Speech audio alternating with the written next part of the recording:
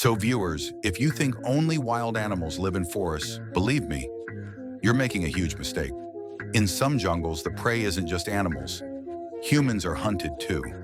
Today I'm going to tell you the story of the 2025 Danish thriller film, River of Blood, a story where death lurks at every step, and someone or something is hiding behind every tree. Entering this jungle is easy, but getting out? Almost impossible. Hold your breath, because what you're about to hear may keep you up at night. Let's begin. Lumberjacks were hard at work in a dense forest when something happened that shocked them all. One worker suddenly collapsed, as if struck by an invisible force. His partner, alarmed and confused, grabbed his axe and ran to help. But what he saw froze his blood. Half of his friend's body had been brutally severed. Terrified, he backed away and ran, fearing he'd be next. In his panic, he slipped and fell into a pit of wooden spikes. Miraculously, he caught himself on some rocks and climbed out, only to get caught in another trap. Now dangling upside down, helpless, he saw, through blurred vision, a horrifying skeletal figure slowly approaching. Cut to two young couples planning a rafting trek through the same forest. One of them voiced concern. They had no survival skills. It was like inviting trouble. But Jack, the organizer, laughed it off. "Don't worry, I've already picked two great rafts. This trip will be all fun and floating." Reassured, the group assembled early the next morning. Jack had even hired a professional guide, boosting everyone's confidence. But little did they know, they weren't headed into paradise. They were headed straight into a nightmare. The guide proved he knew his stuff. He handed out life jackets, taught proper rafting techniques, and advised them to pack their phones and valuables into waterproof bags. Though burly, bearded Johnson refused, he wanted to film the trip himself. With everything set, they pushed off and followed the river into the heart of the forest. As they drifted, the guide shared eerie legends about the jungle. Years ago, his grandfather had disappeared here. Some believed he'd fallen victim to a cannibal tribe, and that theory was confirmed when hunters found his belongings deep in the woods, mixed with human bones. The group turned pale, but the guide laughed, saying those cannibals lived deep in the jungle and hadn't been seen in 100 years. Then in a quiet voice he added, logging was shrinking their territory, and soon the hungry tribe might come looking. Meanwhile, two adventure vloggers had arrived at the jungle's entrance, ignoring a "Do Not Enter" sign. Obsessed with making shocking content, they went in. They hadn't gone far when a shadowy figure leapt out and slit the man's throat. The woman turned in horror. His head was already severed. She ran, stumbling into a dark cave, thinking she could hide. But this was no ordinary cave. A human head rolled to her feet. Screaming, she fled, trying to record an emergency video. But there was no signal. She was about to press record when suddenly, back with Jack and friends, they were so enchanted by the forest beauty, they didn't notice someone dive into the river. Soaked, they decided to camp. As night fell, the guide told another disturbing tale. Cannibals don't just kill, they maim their victims so they can't escape, then let their children practice killing on them.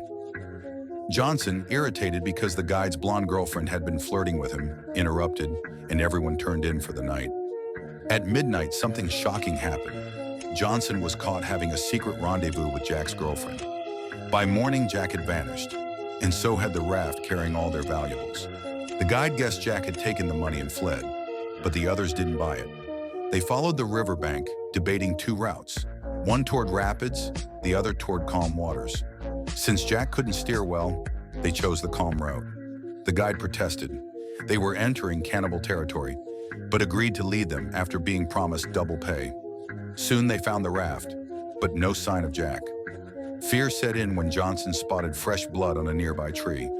The guide refused to go further, but Johnson and two others pressed on. Not far ahead, they discovered a pool of blood. Whether it belonged to Jack or someone else, they couldn't tell. Meanwhile, the guide waited by the river. He saw movement in the bushes and crept closer, only to find dozens of human-shaped effigies dressed in the clothes of missing people. Cameras hung from trees. One hat belonged to his grandfather.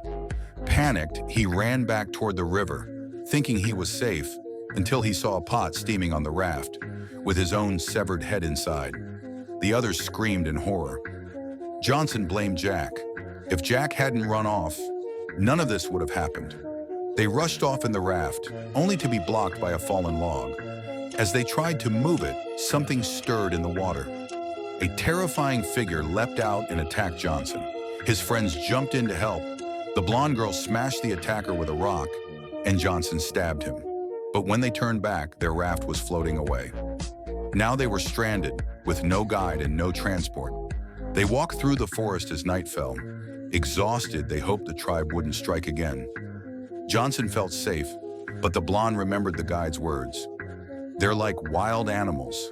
They attack when they're hungry. Were they being saved for later? Meanwhile, Jack had been dragged to the cannibal village.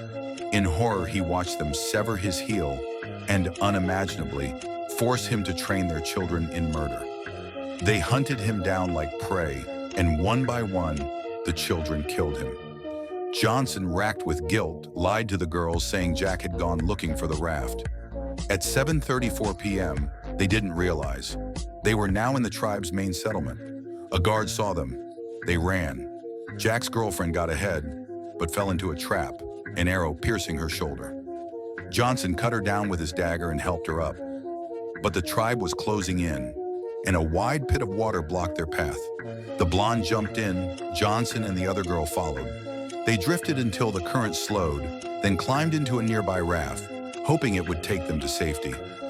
Exhausted and starving, the girls passed out. Johnson stayed alert.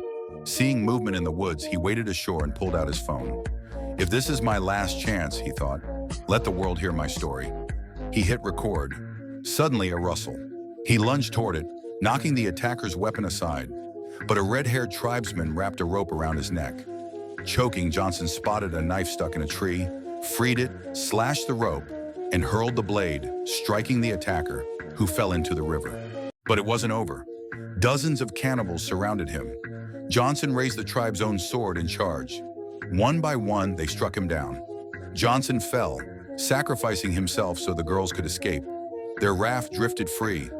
Hours later, a truck driver found the two girls and brought them safely back to civilization. If you enjoyed this story, please like, comment which horror movie you'd like us to cover next, subscribe, and hit the notification bell so you don't miss our next terrifying tale. Until then, stay safe. And remember, some forests aren't just full of trees.